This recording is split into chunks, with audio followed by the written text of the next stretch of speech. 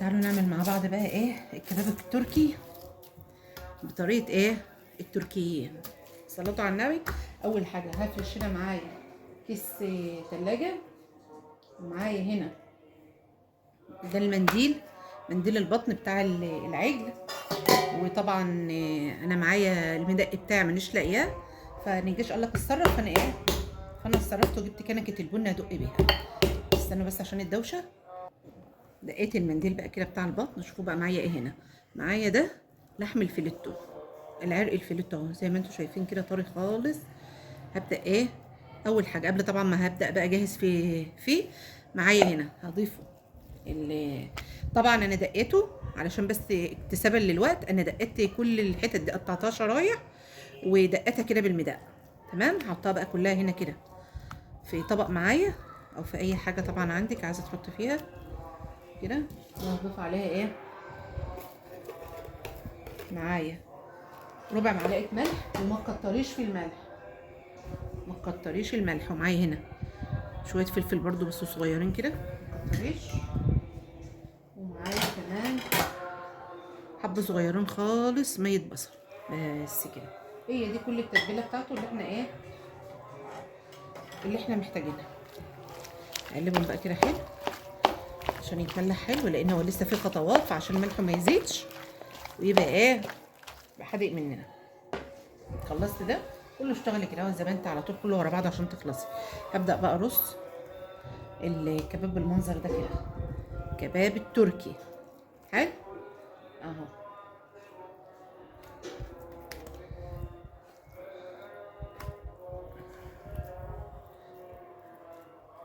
طبعا انتوا سامعين الاذان بيأذن وانا قاعده شغاله، فمش مشكله بقى. معايا هنا طبقه كمان من المنديل اهو. اظبطي بقى الدنيا كده وحطي كده. حطينا طبقه كمان من المنديل، هنحط طبقه كمان من اللحم كده مثلا.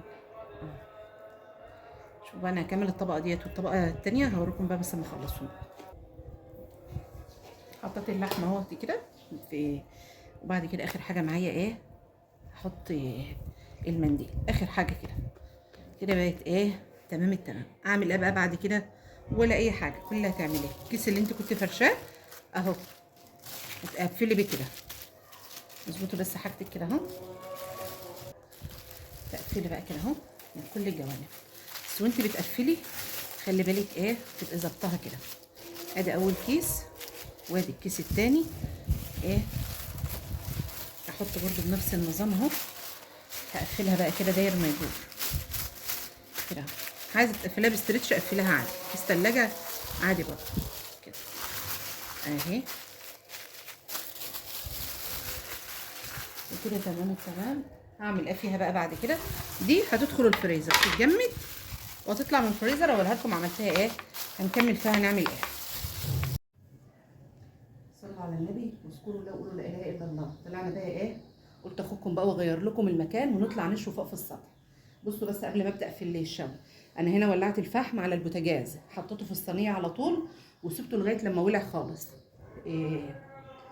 احمر زي ما انتم شايفينه كده. طبعا اللي مش عايز يعمله في البوتاجاز وعنده اللي هي الشوايه نفسها مش عامل زي كده في صينيه، هتجيب الشوايه وتحط فيها، هتعملي ورق الكراسه او اي ورق عندك، هتعمليه كور زي البلي كده بس كبيره شويه، وتغرقيه حبه زيت طبيخ وتحطيه في وسط الفحم وتولعي وتسيبيه بقى في اي حته هوا بقى كده، او تفضلي تهوي عليه هتلاقيه ولع منك بكل سهوله وفي ثواني. اول ما تلاقيه حته منه ولعت وهي بدات تحمر تقوم بدات تحط الفحم كله حط الفحم عليه، هتلاقي اللهم صل على النبي كله ولع معاكم بقى 100 100.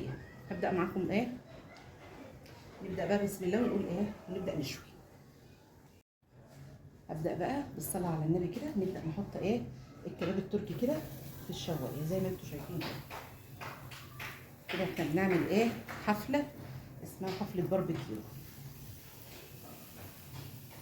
نحط بقى كل الكميه اللي معايا. انا هبدا اول حاجه بالكباب التركي وبعد كده هنكمل باقي الكميه الحاجات الثانيه اللي كنتوا معايا فيها. طبعا بما ان الفيديو طول انا ما قدرتش انزل لكم الفيديوهين مع بعض، فعشان كده اتقسم على مرتين. تمام. خلي بالك عشان الشوايه بتبقى سخنه، تبقى مطلعه ايه، مطلعه صهد جامد. ربنا يعافينا يا رب جميعا واجعلنا من اهل الجنه، وابعد عننا النار يا رب، اللهم امين.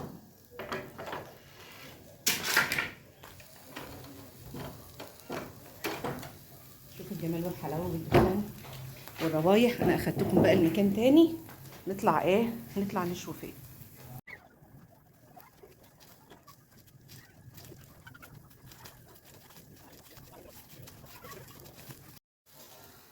بصوا انا هقلبهم على الجنب التاني، ارجعوا تاني علشان ايه الشمع برضو من الجنب التاني كمان كده بالمنظر ده. ولو هو عاوز يتقلب كده من الاربع جوانب قلبيه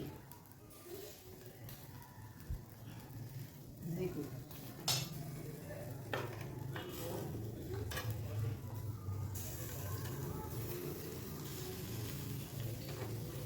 عشان دوت كباب تركي وهو ايه معمول اصلا مربعات، مش زي بتاع الكباب المصري العادي، عشان تسويه من الاربع جوانب. نعمله بقى كده كله.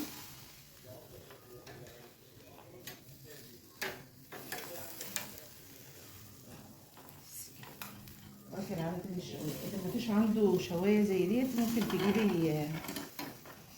اللي هي الشبكه بتاعه الفرن وتحطيها وتشوي عليها عادي بنفس الطريقه، بس هتقلبي انت بقى بايدك، مش هتقلبي مش هتقلبيها يعني هي كده كلها. هتيجوا بقى النهارده واحنا قاعدين كده بنشوي، بما ان النهارده الجمعه، تعالوا كلنا نصلي على النبي ونقول اللهم صل صلاة كاملة وسلم سلاما تاما على نبي تنحل به العقد وتنكشف به الكرب وتقضى به الحوائج وتنال به الرغائب وحسن الخواتيم ويستسقى الغمام بوجهه الكريم وعلى آله. صلوا على النبي واذكروا الله وقولوا لا إله إلا الله سيدنا محمد رسول الله. كده الكباب دوت خلص. شوفوا بقى طلعوا معاكم، شوفوا ما شاء الله، اللهم صل على النبي عامل ازاي. جربوا فكرة الشوي في البيت هتعجبكم قوي قوي قوي قوي قوي، واحلى مليون مرة من اللي انت بتجيبيه من بره. ودي بشهادة كل اللي اكل منه بعد ما انا بعمله، وبيتأكد مليون المية ان اللي في البيت انضف واحلى من اللي انت بتشتريه. يلا بقى